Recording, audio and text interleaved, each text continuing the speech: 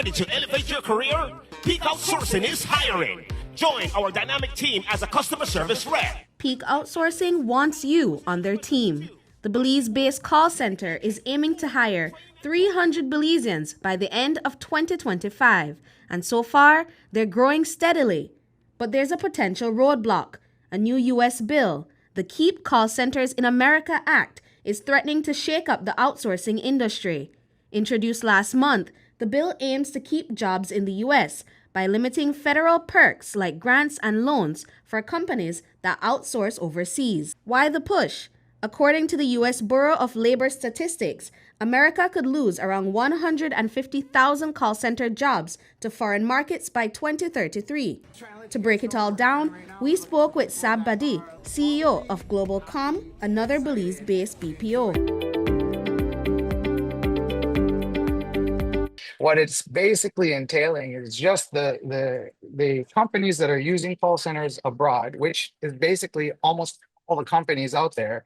The outsourcing is needed 100%. It's not an industry that's going to survive in America. And at the end of the day, they just need to basically present it to say that publicly we are using another company outside of America for it. And it makes it more difficult for them to get accepted for federal government loans. The bill proposes that all call centers outsourcing employees be listed as ineligible for new grants and loans, and employers with existing awards must pay a monthly penalty. It further calls for agencies to give preference to U.S. employers that do not appear on the list when awarding contracts. So what does this mean for Belize? Executive Director of Beltrade, Ishmael Quiroz, says it's unclear what the direct impact will be on Belize at this time. It's certainly something that we need to monitor with concern to see how things pan out. We know that things are generally fluid in this regard in terms of the various policies coming out of the U.S. So certainly looking at it carefully. However, in discussing closely with the sector, we understand that Belize doesn't necessarily stand to be directly impacted, at least not immediately. There are ways in which we are protected.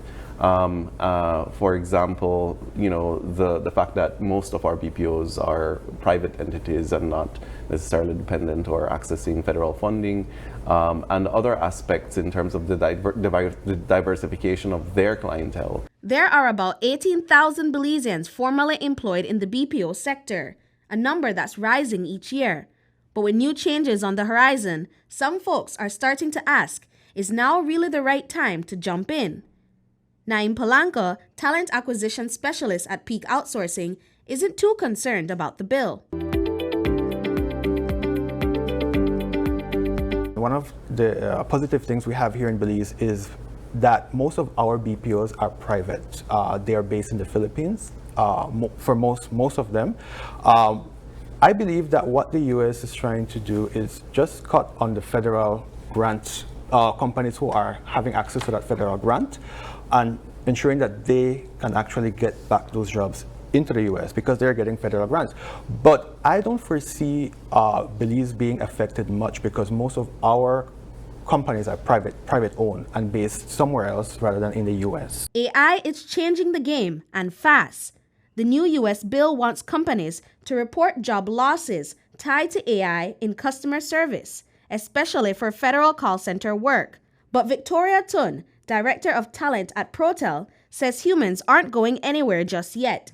She believes Belize has a unique edge in outsourcing, even as tech evolves. They come to us because of our English language, right? We have that as our strength. When you're going out to these other regions, you get the labor at a cheaper market, but yet you have to pay for the AIs to add on the SANAS and the other programs, the robotic programs to cover the accent neutrality. And that is where their expenses going. According to the Belize BPO Association, U.S. companies are unlikely to shift operations back home, simply because it's too expensive to run call centers stateside. Still, the government of Belize isn't taking any chances. It's investing in the sector to prepare for global changes and transition into a full-fledged global digital service hub. One major initiative, backed by the IDB, is training 50 BPO professionals in high-demand skills like cybersecurity, data analysis, and UI design. Franz Smith, policy officer at the Investment Policy and Compliance Unit, says that's just the beginning. He shares more on how Belize is gearing up to future-proof its outsourcing industry. The first consultancy was along the lines of trying to prepare the policies and the strategies to going into more of the creative part of the global digital services, ranging from things like architecture in the more technical side, on towards also things like animation, music, publishing, design, on the more orange side, no? But so basically, we're trying to create a policy that will allow more diversification. Industry stakeholders are keeping an eye on new developments coming to the industry, but are confident that with support of the government and the public, the sector will continue to thrive for many years to come. Britney Gordon for News 5.